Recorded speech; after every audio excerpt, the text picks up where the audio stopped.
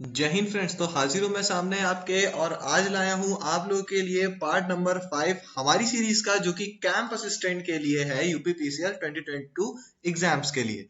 ठीक है, तो जैसे कि आप लोग जानते हैं अभी तक हम लोगों ने जो यूपीपीसीएल हमारा जो यूपीपीसीएल का जब हम लोग पेपर सॉल्व कर रहे थे, तो वो हम लोगों ने 20 मार्च तक के पेपर हम लोगों ने सॉल्व कर लिए थे। ठीक है, और 21 मार्च का हम लोगों ने स्टार्ट किया था, यानी कि हमारा पार्ट 4 में हमने 21 मार्च के बारे में आप लोगों को बताया था। यानी 21 मार्च 2021 में जो हमारे पेपर हुए थे उसके बारे में हम लोगों ने आपको बताया था, और उसमें बोला ये गया था कि आपके आगे नेक्स्ट क्वेश्चन, मतलब उसी के और क्वेश्चंस, उसी पेपर के जो और क्वेश्चंस आपके लिए होंगे, जो कि कंप्यूटर सेक्शन से रिलेटेड होंगी और आपके लिए यूपीपीसीएल कैंप असिस्टेंट 2022 एग्जामिनेशंस के लिए बहुत ही ज्यादा इंपॉर्टेंट होंगे। उन क्वेश्चंस को हम लोग अपने नेक्स्ट पार्ट में भी लाएंगे, यानी पार्ट नंबर 5 में इसी तरह कंटिन्यू रखेंगे। और आप लोगों के लिए एक इंफॉर्मेशन ये है कि इसके बाद यानी 21 मार्च के बाद हम 27 मार्च का पेपर जल्दी ही हम लोग सॉल्व करके आप लोग के सामने लाने वाले हैं। सो प्लीज चैनल को सब्सक्राइब कर लेना और वीडियो को लाइक कर देना, शेयर जरूर से कर देना अपने फ्रेंड्स को भी।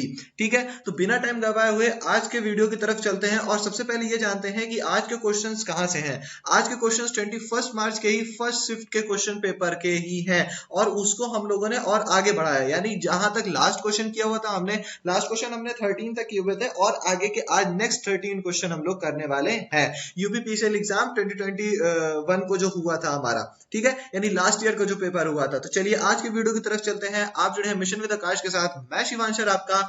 आज आप लोगों को कंप्यूटर का पार्ट नंबर 5 देने जा रहा हूं।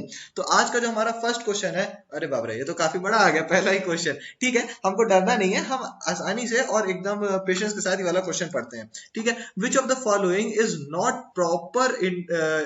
प्रॉपर इंटरनेट या ईमेल एटिक्वेट यानी मैनर्स। यानी निम्नलिखित में से कौन सा उचित इंटरनेट या ईमेल शिष्टाचार नहीं है। ठीक है, यानी कि कौन सा नीचे दिया गया पॉइंट है जो कि ईमेल के बारे में एक जैसे कह सकते हैं लीगल थिंग को शो नहीं करता। ठीक है, नॉट, ठीक है, नहीं करता, नहीं है। ठीक है, option A, to check the content itself to make sure that content is not wrong. यानी कि यह सुनिश्चित करने के लिए कि सामग्री गलत तो नहीं है, सामग्री की स्वयं जांच करना, यानी कंटेंट हम खुद से चेक करें कि कहीं जो हमारा कंटेंट है वो गलत तो नहीं है। Option B, appropriate topic for your email and show the topic being discussed। यानी आपके ईमेल के लिए उपयुक्त विषय और चर्चा किए जा रहे विषय को दिखाएं। ठीक है, ये भी सही है भाई, देखो ये भी सही है, ये भी सही है। ठीक है, option C, to forward the message without stating that it is being sent and what it have to do. यानी मैसेज फॉरवर्ड करने के लिए बिना यह बताए कि उसे भेजा जा रहा है और उसे क्या करना है। देखो ये तो गलत बात हो जाएगी ना। अगर हम मैसेज फॉरवर्ड कर रहे हैं तो हमें उसे बताना पड़ेगा कि हम मैसेज फॉरवर्ड कर रहे हैं और उसका यूज भी क्या है, यानी what it have to do, we have to tell them. ठीक है, तो इस वजह से ये स्टेटमेंट गलत हो जाएगा। Option D, to apply reply all option very carefully in an email. यानी कि ईमेल में रिप्लाई ऑल विकल्प को बहुत सावधानी से लागू करने के लिए, ये भी बिल्कुल सही बात है। तो देखो करेक्ट ऑप्शन अपने लिए क्या हो जाएगा कि ये वाला जो है ये तो हमें बताना पड़ेगा, मतलब ओवरऑल देखो ये वाला हिंदी का ही है इसी का, तो ये क्रॉस ही होगा। ठीक है, तो यहां पर देखा जाए तो ये वाला ऑप्शन हमारा गलत है। ठीक है, और हमसे पूछा भी था इज नॉट, यानी गलत ही हमसे पूछा था, तो इसीलिए इसका करेक्ट आंसर क्या हो जाएगा, ऑप्शन सी। ऑप्शन सी हमारा करेक्ट आंसर इसका होगा। ठीक है, चलो ऑप्शन क्वेश्चन नंबर सेकंड की तरफ चलते हैं। क्वेश्चन नंबर सेकंड हमसे क्या बोल रहा है, which of the following is not a major work of an operating system. यानी निम्नलिखित में से कौन एक ऑपरेटिंग सिस्टम का प्रमुख कार्य नहीं है। ठीक है, नीचे दिए गए ऑप्शन में से कौन सा ऐसा ऑप्शन है जो कि ऑपरेटिंग सिस्टम को शॉर्ट फॉर्म में हम लोग बोलते हैं ओएस। ठीक है, तो नीचे दिए गए ऑप्शन में से ऑपरेटिंग सिस्टम का कौन सा एक मेजर वर्क नहीं है, is not a major work. ठीक है, not a major work. Option A, to manage the file को मैनेज करना। ऑप्शन बी, बाइंडिंग और managing of interconnected data cassettes. ठीक है, यानी बाइंडिंग करना या मैनेज करना जो कि इंटरकनेक्टेड डेटा कैसेट्स होते हैं, यानी ये हमारी दो डेटा है, तो ये इससे भी कनेक्ट है और ये इससे भी कनेक्ट है। ठीक है, ये इंटरकनेक्शन हो गया, तो इस तरह के डेटा को भी मैनेज करना। Option C, to control the operation of the computer, यानी कंप्यूटर का जो ऑपरेशन है, कंप्यूटर के अंदर जो ऑपरेशन होते हैं उनको कंट्रोल करना। Option D, to control the input and output of the computer, यानी कंप्यूटर के ये हमारे कंप्यूटर का input as well as at the output हमें कंट्रोल करना है, यानी इसको आईओ सिस्टम भी बोलते हैं, इनपुट एंड आउटपुट सिस्टम। ठीक है, है, चलो इसका करेक्ट आंसर क्या हो जाएगा, कौन सा मेजर वर्क नहीं है ऑपरेटिंग सिस्टम का, कौन सा नहीं है भाई, देखो ऑब्वियसली बात है ये बी वाला, देखो मैनेज द फाइल, कंप्यूटर को फाइल को मैनेज करना ये इसका एक वर्क है ऑपरेटिंग सिस्टम का, ऑब्वियसली बात है, ठीक है। To control the operation of the computer, ये भी ऑपरेटिंग सिस्टम का वर्क है, और इनपुट और आउटपुट को भी कंट्रोल करना ये भी ऑपरेटिंग सिस्टम का ही वर्क है। But at the same time अगर हम लोग देखें कि यार देखो कैसेट्स को संभालना और कैसेट्स को जो इंटरकनेक्टेड डेटा है इसको संभालना, इसके बारे में मैंने आपको एक वीडियो बताया है अपनी, उसको जाकर जरूर से देख लीजिएगा अगर देखना हो तो, जिसमें मैंने हार्ड डिस्क वगैरह के बारे में बताया है। तो उसमें मैंने बताया था कि ये काम ऑपरेटिंग सिस्टम का नहीं होता है, ठीक है। तो इसीलिए इसका करेक्ट आंसर क्या हो जाएगा, ऑप्शन नंबर बी। देखो करने को कर सकता है, मेजर वर्क की यहाँ बात हो रही थी, ठीक है। अब ये काम नहीं है, इसका मतलब ये नहीं कि ऑपरेटिंग सिस्टम इसे कर ही नहीं सकता, ऑपरेटिंग सिस्टम कर सकता है, बट हर एक हर एक पार्ट का एक मेजर वर्क होता है, ठीक है। तो इसीलिए यहाँ पर हम ये कह सकते हैं कि बाइंडिंग या कह सकते हैं managing of the internet interconnected data cassettes ये एक मेजर वर्क नहीं है ऑपरेटिंग सिस्टम का, ठीक है। चलो आगे बढ़ते हैं अपने थर्ड क्वेश्चन की तरफ। थर्ड क्वेश्चन क्या बोल रहा है, related to the internet which one of the following statement is wrong, यानी इंटरनेट से संबंधित निम्नलिखित में से कौन सा कथन गलत है, यानी related to the internet, internet से related which of the following statement is wrong, ठीक है। कौन सा स्टेटमेंट गलत है, ध्यान से समझ लीजिए, इस चीज को गलत बोला है हमसे, ठीक है। So option A, there is no rule for the internet to access it and use it regardless of technology and implementation policy, यानी देखो ये चीज हम लोग को भी पता है भाई कि ऐसा कोई रूल नहीं है कि कुछ ही लोग इसको इंटरनेट को एक्सेस कर सकते हैं, कुछ ही लोग इंटरनेट को यूज कर सकते हैं, मतलब और एक इम्प्लीमेंटेशन पॉलिसी यानी टेक्नोलॉजी इम्प्लीमेंटेशन पॉलिसी भी इस पे मतलब इस पे फर्क नहीं डालती है, ठीक है।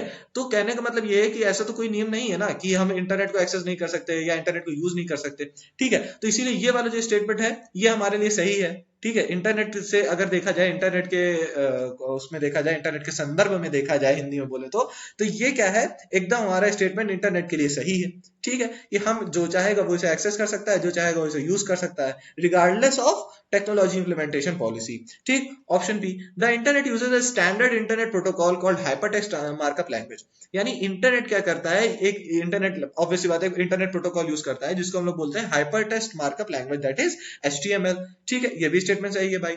Option C, internet is a group of computer which transfer the information by basic information basic definition of the internet, ठीक है। ये बहुत इंपॉर्टेंट पॉइंट है, इसको लिख लो, सिर्फ पॉइंट को ही लिख लो, बहुत अच्छा पॉइंट, ठीक है।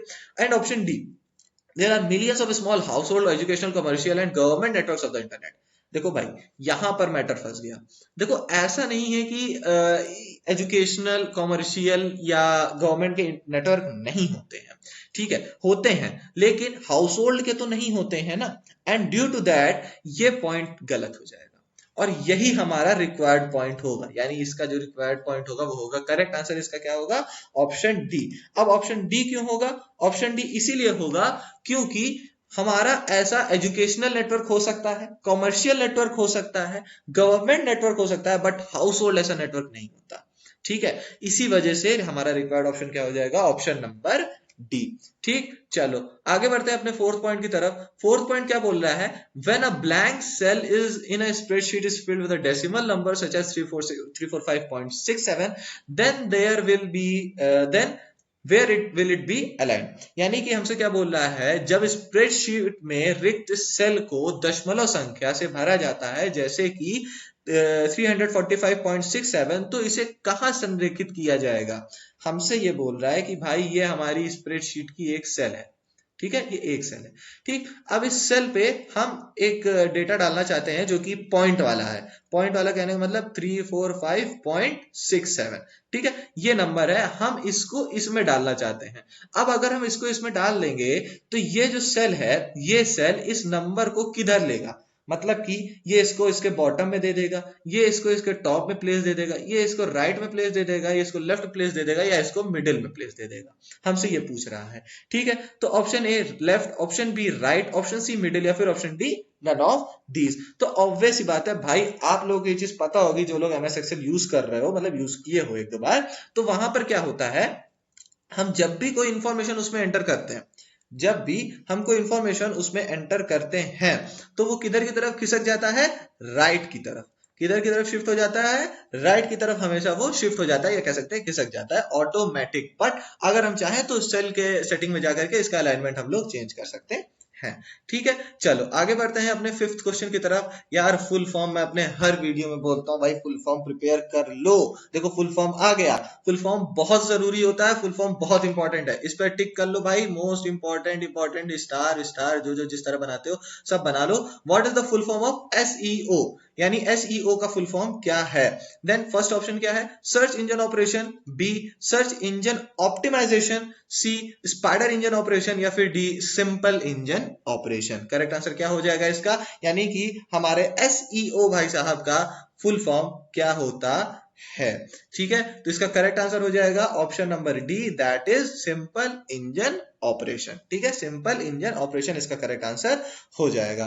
ठीक है, चलो आगे बढ़ते हैं अपने सिक्स्थ क्वेश्चन की तरफ। सिक्स्थ क्वेश्चन क्या बोल रहा है? From the use of Windows OS, यानी from the use of Windows operating system to add और रिमूव अ प्रिंटर, यानी कि हम अगर विंडोज ऑपरेटिंग सिस्टम को यूज कर रहे हैं तो अगर हम किसी प्रिंटर को ऐड करना चाहें या रिमूव करना चाहें, then click on printer icon from, तब फिर हमें डैश में से प्रिंटर आइकन पे क्लिक करना होगा। यानी विंडोज ओएस के उपयोग से प्रिंटर जोड़ने या हटाने के लिए डैश से प्रिंटर आइकन पर क्लिक करें। अब किससे प्रिंटर आइकन पर क्लिक करें? Option A printer management, option B printer panel, option C printer folder, या फिर ऑप्शन डी टास्क बार। तो इसका करेक्ट आंसर क्या हो जाएगा? इसका आपका करेक्ट आंसर होगा आपका option number B, that is printer panel. ठीक है, प्रिंटर पैनल पर क्लिक करके हम जो प्रिंटर चाहे उसको ऐड कर सकते हैं, जो प्रिंटर चाहे उसको डिलीट कर सकते हैं, और यू कैन से ऐड और रिमूव कर सकते हैं।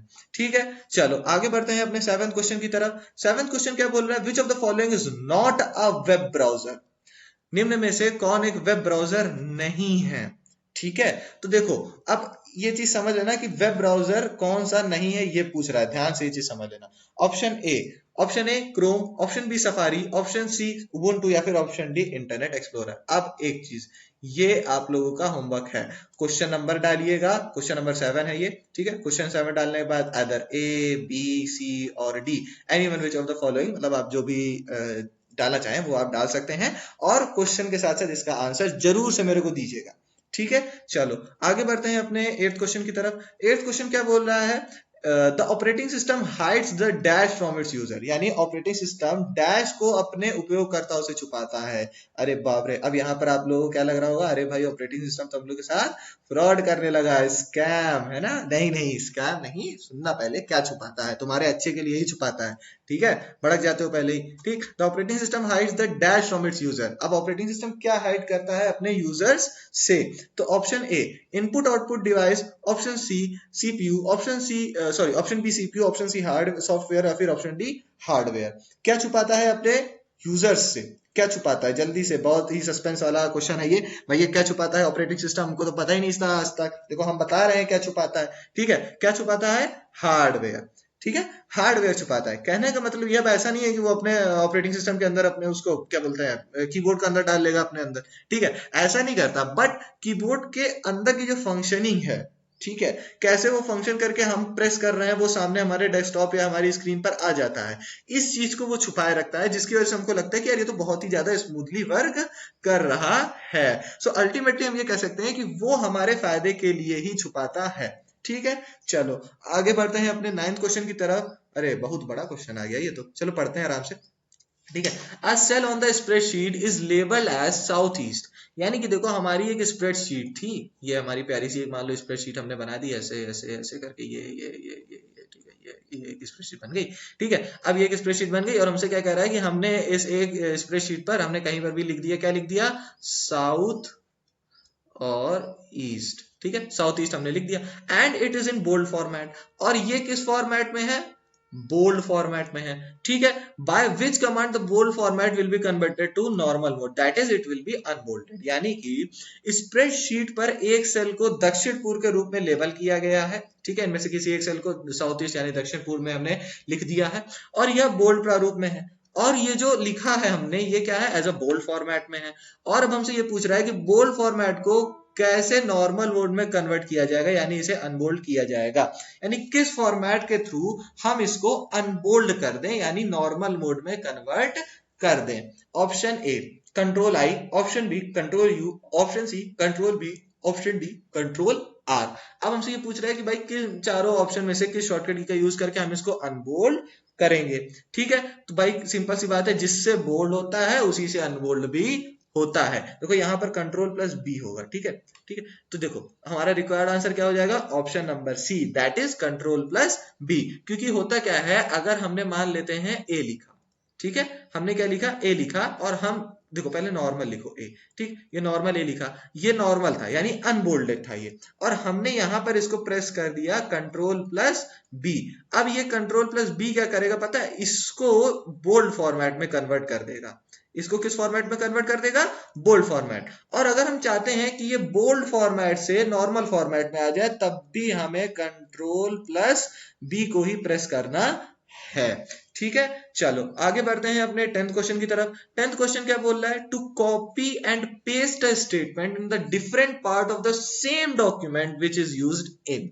यानी कि हमसे क्या बोल रहा है, एक ही दस्तावेज के अलग हिस्से में, ध्यान से समझना, एक ही दस्तावेज के अलग हिस्से में स्टेटमेंट को कॉपी और पेस्ट करने के लिए प्रयोग किया जाता है। यानी हमसे ये पूछ रहा है कि हमारा डॉक्यूमेंट सेम है, ठीक है, हमारा डॉक्यूमेंट जो है वो सेम है, हमको बस क्या करना है, उसी सेम डॉक्यूमेंट में से कोई एक स्टेटमेंट है जिसको कॉपी करना है, और दूसरे सेम स्टेटमेंट के ही, सॉरी सेम डॉक्यूमेंट के ही दूसरे पार्ट में उसे हमें पेस्ट करना है।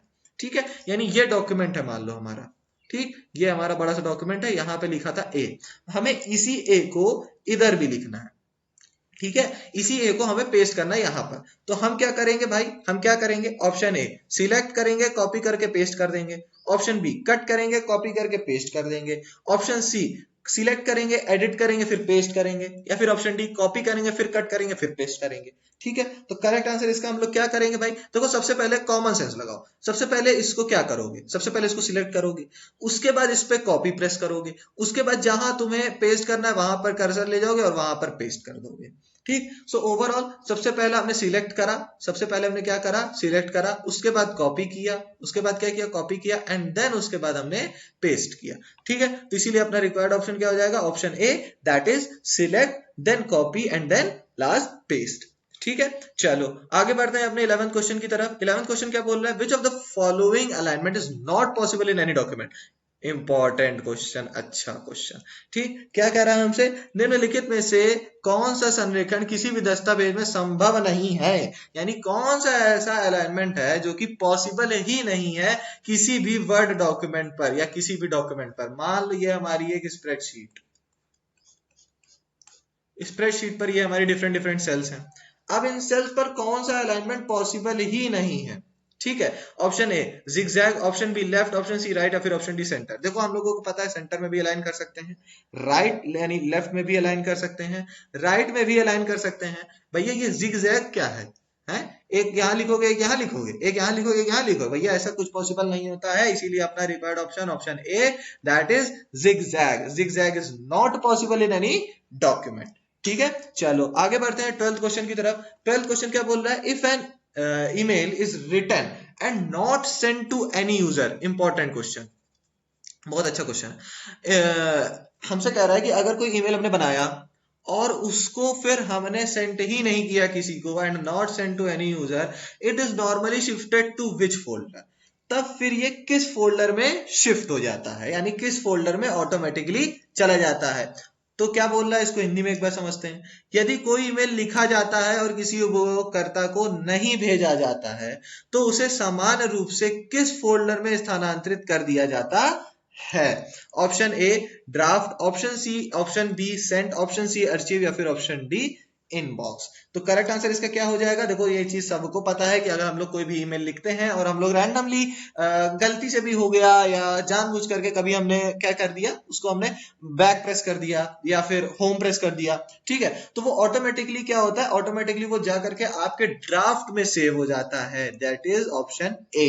ठीक है, चलो आगे बढ़ते हैं अपने 13th क्वेश्चन की तरफ। 13th क्वेश्चन हमसे क्या बोल रहा है, देखो अच्छा क्वेश्चन है, थोड़ा सा बड़ा क्वेश्चन है, लेकिन आराम से पढ़ेंगे इसको, कोई जल्दीबाजी नहीं करनी है, एकदम आराम से क्वेश्चन पढ़ेंगे। विच of the following is the delivery of various services through the internet in which resources, tools and applications such as data storage, servers, databases, networks and softwares are used। देखो हमसे ये बोल रहा है नीचे दिए गए ऑप्शंस में से ऐसा कौन सा डिलीवरी है, डिलीवरी मतलब वो वाली डिलीवरी नहीं, बच्चे बॉर्न करने वाली डिलीवरी नहीं, डिलीवरी मतलब सर्विसेज की डिलीवरी, ठीक है, सर्विसेज की डिलीवरी है। और डिलीवरी ऑफ वेरियस सर्विसेज की डिलीवरी है थ्रू द इंटरनेट, इंटरनेट के थ्रू, जिसमें हम लोग रिसोर्स, टूल्स और एप्लीकेशंस यूज करते हैं, जैसे कि data storage, server, database, network और सॉफ्टवेयर। ठीक है, इतनी सारी चीजें कौन सी इंटरनेट सर्विस में यूज होता है, तो इसको हिंदी में भी एक बार पढ़ लेते हैं। निम्नलिखित में से कौन इंटरनेट के माध्यम से विभिन्न सेवाओं की डिलीवरी है, जिसमें संसाधन, उपकरण और एप्लीकेशन जैसे data storage, server, database, network और सॉफ्टवेयर का उपयोग किया जाता है। ठीक है, तो कौन सा करेक्ट ऑप्शन होगा? A cloud computing, B LAN, C PAN या फिर डी मैन। तो करेक्ट आंसर इसका क्या हो जाएगा? करेक्ट आंसर होगा option A, that is cloud computing. ठीक है, क्लाउड कंप्यूटिंग में हम ये सारी चीजें जैसे कि रिसोर्स, टूल्स और एप्लीकेशन जैसे कि data storage, server, database, network and software, ये सारी चीजों का हम लोग यूज कर रहे होते हैं। ठीक है, चलो उम्मीद करता हूं आपको वीडियो पसंद आई होगी। वीडियो कैसी लगी जरूर से कमेंट करके बताना, अच्छी लगी, खराब लगी, बहुत अच्छी लगी, बहुत खराब लगी। ठीक है, चलो फिर वीडियो को लास्ट तक देखने के लिए शुक्रिया, मिलते हैं नेक्स्ट वीडियो में। जय हिंद।